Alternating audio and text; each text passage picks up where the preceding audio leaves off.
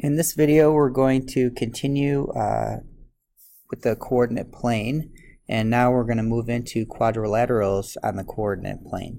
So what I want you to do first is go ahead and take out your notes or maybe your yes-no chart and pause the video, and I want you to name all the properties of a parallelogram. So pause the video now, take out whatever references you need to, and fill in those properties now.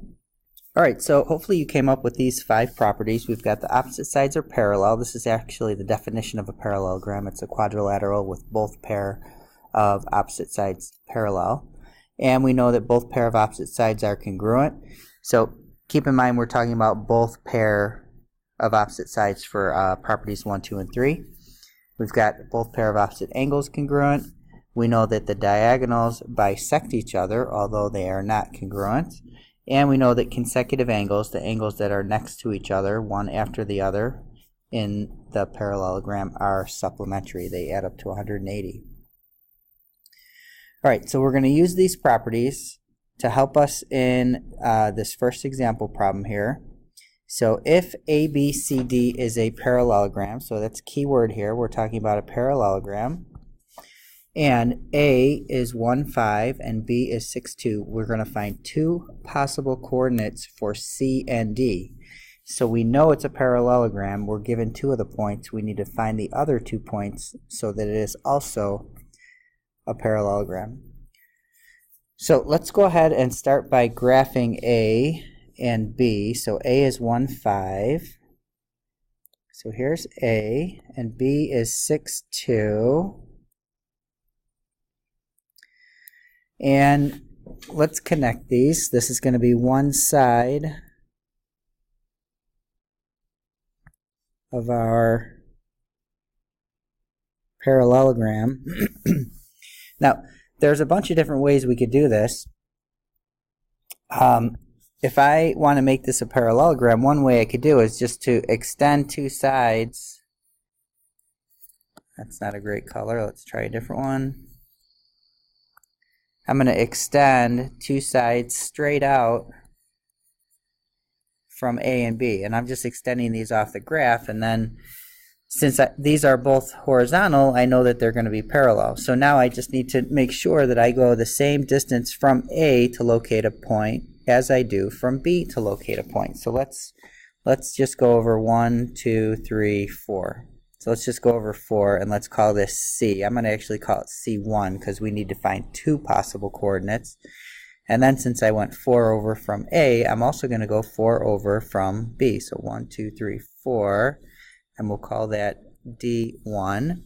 And then I'm going to connect these and draw in all these sides, and that should give us our parallelogram. So C1 is going to be 5, 5, and then D1 is going to be 10, 2,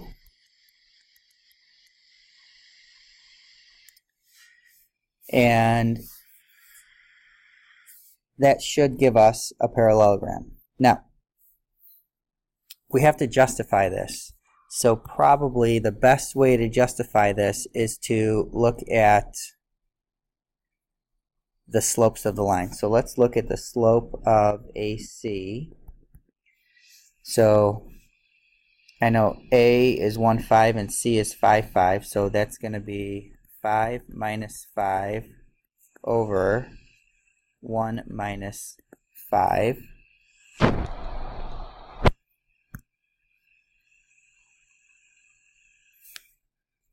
Sorry about that, it's not 5 minus 5. So we're going to do 5 minus 2. So we're going to subtract our y's, and then we're going to do 5 minus 10. So that's going to give us 3 over negative 5. So that's the slope of AC. Alright, take 3. That's not the slope of AC. That's actually the slope of CD. Okay, we'll get this right eventually. So I used these 2 points here, C and D. So CD is over here. We can see it has a negative slope. So now let's find the slope of AB. So the slope of AB So here's A and B, so that's going to be 5 minus 2, and then 1 minus 6. So that's 3 over negative 5. So that's a good sign that these are both the same. These slopes are the same, meaning these are parallel. And then we have the slope of AC. So that's going to be 5 minus 5. And then 1 minus 5. So that's 0 over negative 4, which is just 0, which makes sense because that's a horizontal slope. So if you realize that was horizontal, you could have just written that the slope was 0. And then the slope of BD, that also is horizontal, so I know that's going to be 0.